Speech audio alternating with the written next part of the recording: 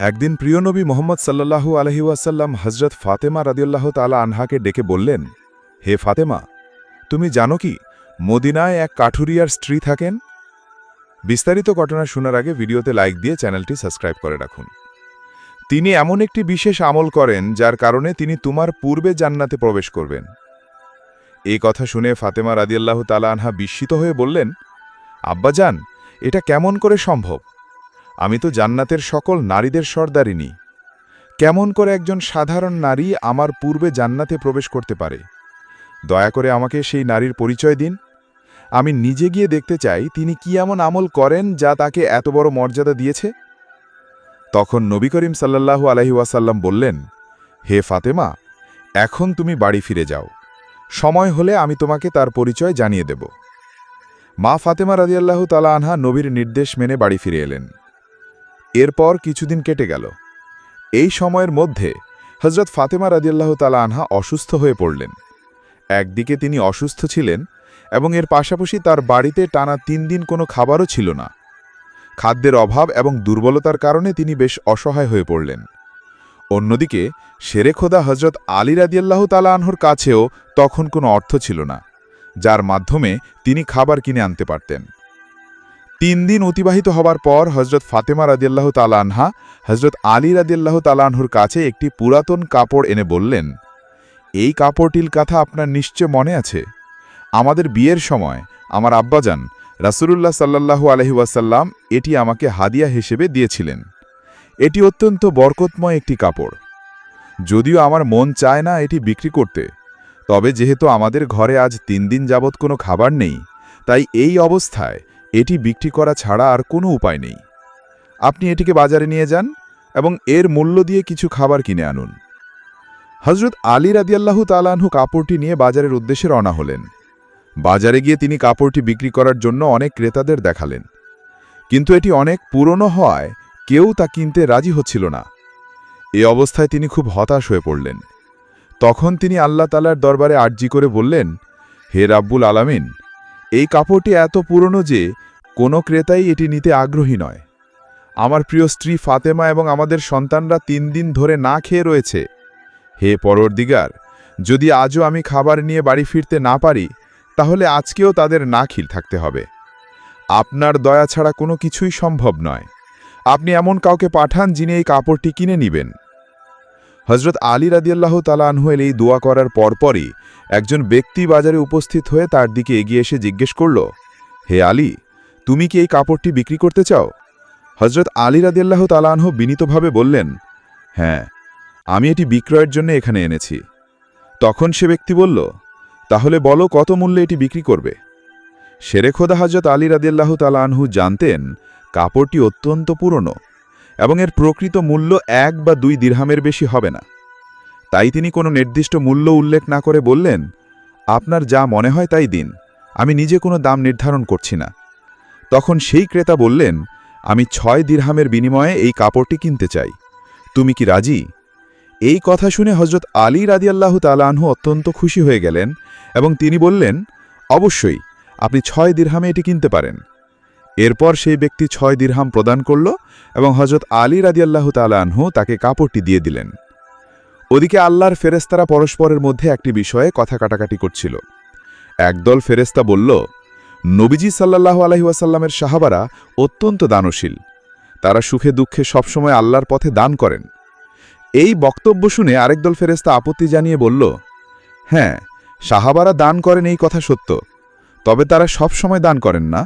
যখন তাদের হাতে কিছু থাকে কেবল তখনই তারা দান করেন, আর যদি সেই জিনিস তাদের নিজেদের প্রয়োজন হয় তখন তারা সেটা দান করেন না।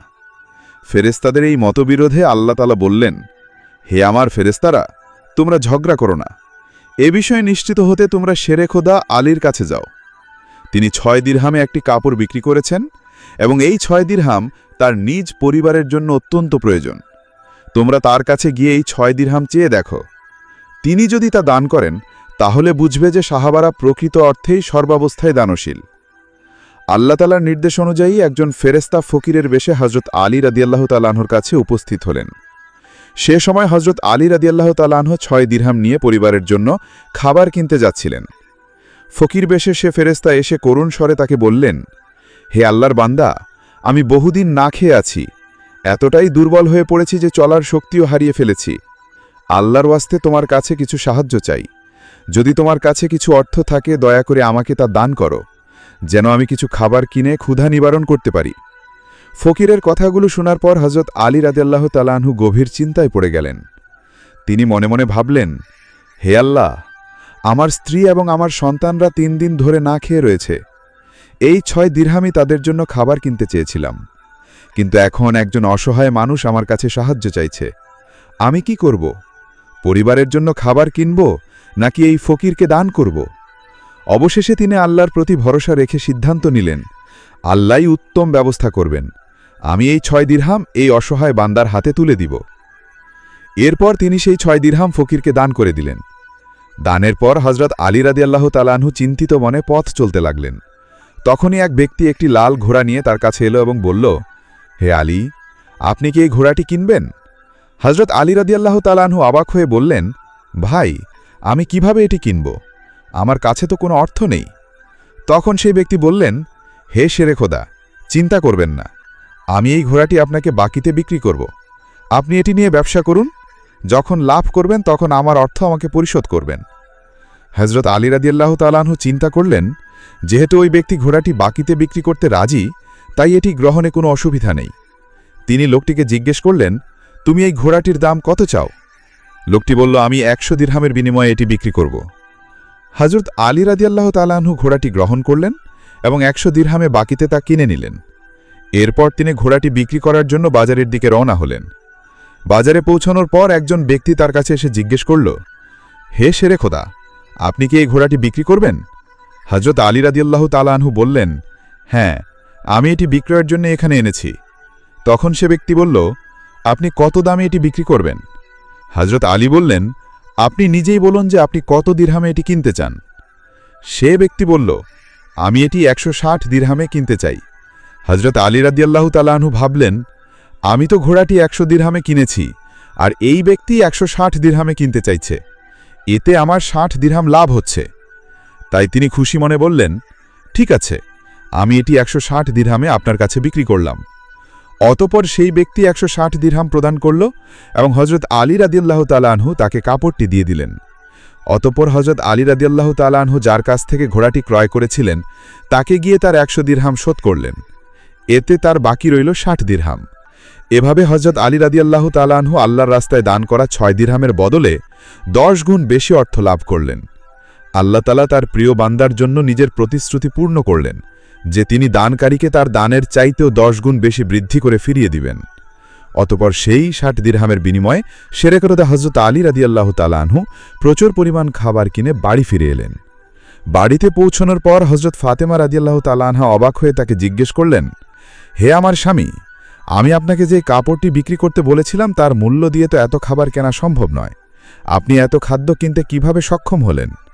প্রথমে সত্যিটা বলুন, তারপরে বাড়িতে প্রবেশ করুন।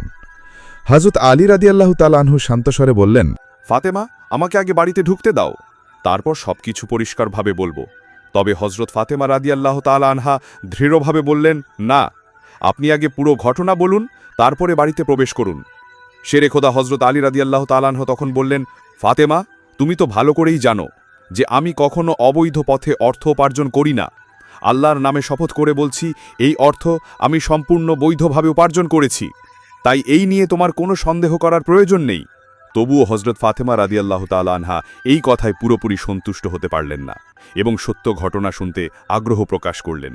এই ঘটনার কিছুদিন পর নবী করিম সাল্লাল্লাহু আলাইহি ওয়াসাল্লাম হযরত ফাতেমা রাদিয়াল্লাহু তাআলা আনহাকে তার দরবারে ডাকলেন। তিনি বললেন, হে ফাতেমা, তোমার কি মনে আছে আমি তোমাকে বলেছিলাম যে একজন কাঠুরিয়ার স্ত্রী তোমার আগে জান্নাতে প্রবেশ করবে? ফাতেমা রাদিয়াল্লাহু তাআলা আনহা বিনয়ের সঙ্গে উত্তর দিলেন, জি আব্বাজান, আমার তা মনে আছে, আর আমি অত্যন্ত আগ্রহ নিয়ে অপেক্ষা করছি সেই মহিয়সী নারীর সঙ্গে সাক্ষাৎ করার জন্য। অনুগ্রহ করে আমাকে তার ঠিকানা বলুন, যাতে আমি তার আমলগুলো সম্পর্কে জানতে পারি। রাসূলুল্লাহ সাল্লাল্লাহু আলাইহি ওয়াসাল্লাম বললেন, হে ফাতেমা, সেই কাঠুরিয়া এবং তার স্ত্রী অমুক নির্জন জঙ্গলে বসবাস করেন, তুমি সেখানে গিয়ে তার সঙ্গে সাক্ষাৎ করো। নবীজি সাল্লাল্লাহু আলাইহি ওয়াসাল্লামের কাছ থেকে ঠিকানা পেয়ে হযরত ফাতেমা রাদিয়াল্লাহু তাআলা আনহা কাঠুরিয়ার স্ত্রীর সঙ্গে সাক্ষাৎ করার উদ্দেশ্যে রওনা হলেন। সেখানে পৌঁছে তিনি কাঠুরিয়ার বাড়ির সামনে দাঁড়িয়ে সালাম দিয়ে বললেন, বাড়িতে কেউ আছেন? আমি নবীর মেয়ে ফাতেমা, আমি কি বাড়ির ভেতরে আসতে পারি? ভেতর থেকে একটি নারী কণ্ঠ ভেসে এলো, আলহামদুলিল্লাহ, আমি নিজেকে অত্যন্ত সৌভাগ্যবান মনে করছি যে জান্নাতের সর্দারিনী নবীর কন্যা আমার দরজায় এসেছেন। হে ফাতেমা, কি জন্য আপনি এখানে এসেছেন? হযরত ফাতেমা রাদিয়াল্লাহু তাআলা আনহা বললেন, আমি আপনার সঙ্গে দেখা করতে এসেছি, দয়া করে আমাকে ভেতরে আসার অনুমতি দিন। তখন কাঠুরিয়ার স্ত্রী বিনয়ের সঙ্গে উত্তর দিলেন, হে নবীর কন্যা, আমি আপনার সঙ্গে দেখা করার জন্য প্রতীক্ষায় ছিলাম, তবে আমি দুঃখিত, আমি এখনই আপনাকে ঘরে প্রবেশ করতে দিতে পারি না, কারণ এই ঘর আমার স্বামীর এবং তার অনুমতি ছাড়া কাউকে ভেতরে প্রবেশ করানো আমার জন্য সম্ভব নয়। আপনি যদি আগামীকাল আসেন তাহলে আমি আমার স্বামীর কাছ থেকে অনুমতি নিয়ে রাখব, তখন আপনি ঘরে প্রবেশ করতে পারবেন। দ্বিতীয় দিন হযরত ফাতেমা রাদিয়াল্লাহু তাআলা আনহা কাঠুরিয়ার স্ত্রীর সঙ্গে দেখা করার জন্য বাড়ি থেকে বের হবার প্রস্তুতি নিচ্ছিলেন। এই সময় তার বড় পুত্র হযরত হাসান রাদিয়াল্লাহু তাআলা আনহু তাকে জড়িয়ে পড়ে বললেন, আম্মাজান, আপনি গতকাল কোথায় গিয়েছিলেন? আমি আপনাকে খুঁজে পাচ্ছিলাম না। আজ আপনি যেখানে যাচ্ছেন দয়া করে আমাকেও আপনার সঙ্গে নিয়ে যান। তখন হযরত ফাতেমা রাদিয়াল্লাহু তাআলা আনহা তাকে সঙ্গে নিয়ে আবারও কাঠুরিয়ার বাড়িতে পৌঁছলেন। দরজায় দাঁড়িয়ে সালাম দিয়ে তিনি বললেন, বাড়িতে কি কেউ আছেন? আমি নবীর মেয়ে ফাতেমা, এবং আজ আমার সঙ্গে আমার বড় পুত্র হাসানও রয়েছে। আমরা কি বাড়ির ভেতরে আসতে পারি? বাড়ির ভেতর থেকে কাঠুরিয়ার স্ত্রী উত্তর দিলেন, আলহামদুলিল্লাহ, হে নবীর মেয়ে ফাতেমা, আপনার সঙ্গে দেখা করে আমি অত্যন্ত সৌভাগ্যবতী যে আপনি আজও আমার নিকট এসেছেন। গতকাল আমি আপনার এবং আপনার বড় পুত্র হাসানের ব্যাপারে আমার স্বামীর কাছ থেকে অনুমতি নিয়েছি, কিন্তু আপনার ছোট ছেলে হোসাইনের ব্যাপারে অনুমতি নেওয়া হয়নি। এই কারণে আমি আপনাকে ভেতরে আসার অনুমতি দিতে পারি, কিন্তু আপনার পুত্র হাসানকে দিতে পারি না। আপনারা দয়া করে আগামীকাল আবার আসুন, আমি আমার স্বামীর কাছ থেকে আপনাদের তিনজনের জন্যই অনুমতি নিয়ে রাখব, তখন ইনশাআল্লাহ আপনাদের সবাইকে আমার ঘরে স্বাগত জানাতে পারব। এই কথা শুনে হযরত ফাতেমা রাদিয়াল্লাহু তাআলা আনহা সেদিনও বাড়ি ফিরে গেলেন। পরের দিন হযরত ফাতেমা রাদিয়াল্লাহু তাআলা আনহা তার দুই পুত্রদ্বয়কে নিয়ে আবারও কাঠুরিয়ার স্ত্রীর বাড়িতে গেলেন। এবার কাঠুরিয়ার স্ত্রী তাকে ঘরে প্রবেশ করার অনুমতি দিলেন। ঘরে প্রবেশ করে ফাতেমা রাদিয়াল্লাহু তাআলা আনহা লক্ষ্য করলেন কাঠুরিয়ার স্ত্রী একটি স্থানে বসে আছেন, তার সামনে রাখা আছে একটি লাঠি, একটি মোটা দড়ি এবং একটি পাত্রে পানি। এই দৃশ্য দেখে তিনি অবাক হয়ে জিজ্ঞেস করলেন, হে বোন, আপনি এই জিনিসগুলো নিয়ে বসে আছেন কেন? এগুলোর কি প্রয়োজন? কাঠুরিয়ার স্ত্রী বিনয়ের সঙ্গে উত্তর দিলেন, হে নবীর কন্যা, আমার স্বামী সারাদিন পরিশ্রম করে খুবই ক্লান্ত হয়ে বাড়ি ফিরেন, তখন হয়তো তার অজু করার প্রয়োজন হতে পারে বা তৃষ্ণা মেটানোর জন্য পানির প্রয়োজন হতে পারে, আর আমি চাই না আমার স্বামী সামান্যতম কষ্ট অনুভব করুন। এই জন্যই আমি এই পানির পাত্রটি প্রস্তুত করে রেখেছি, যেন তার প্রয়োজনের মুহূর্তে তাকে তা দিতে পারি। এই কথা শুনে হযরত ফাতেমা রাদিয়াল্লাহু তাআলা আনহা কাঠুরিয়ার স্ত্রীর স্বামীভক্তি দেখে বিস্ময়ে হতবাক হয়ে গেলেন। অতঃপর তিনি তাকে আর কিছু না বলে নবী করিম সাল্লাল্লাহু আলাইহি ওয়াসাল্লামের দরবারে চলে গেলেন। নবী করিম সাল্লাল্লাহু আলাইহি ওয়াসাল্লাম জিজ্ঞেস করলেন, হে ফাতেমা, তুমি কি কাঠুরিয়ার স্ত্রীর সঙ্গে দেখা করেছ? ফাতেমা রাদিয়াল্লাহু তাআলা আনহা বললেন, হ্যাঁ আব্বাজান, আমি তার সঙ্গে দেখা করেছি। নবী করিম সাল্লাল্লাহু আলাইহি ওয়াসাল্লাম বললেন, তুমি সেখানে কি দেখেছ? ফাতেমা রাদিয়াল্লাহু তাআলা আনহা উত্তর দিলেন, আব্বাজান, আমি দেখেছি সেই নারী অত্যন্ত স্বামীভক্ত, তার এমন আচরণ আমাকে খুবই মুগ্ধ করেছে।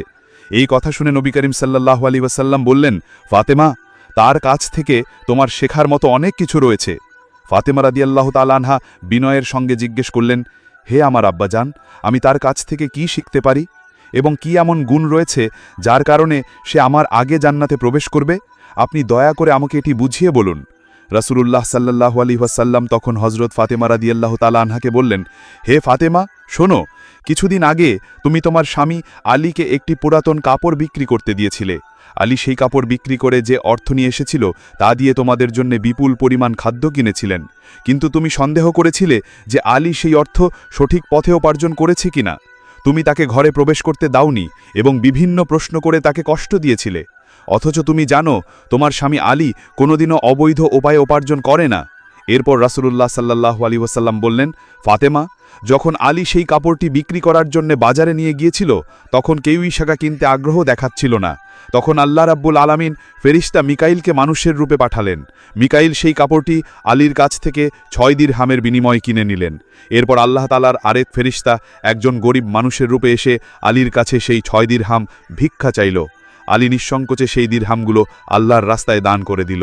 অতঃপর আলী চিন্তিত অবস্থায় বাড়ি ফিরছিলেন, কারণ তার হাতে আর কিছুই অবশিষ্ট ছিল না।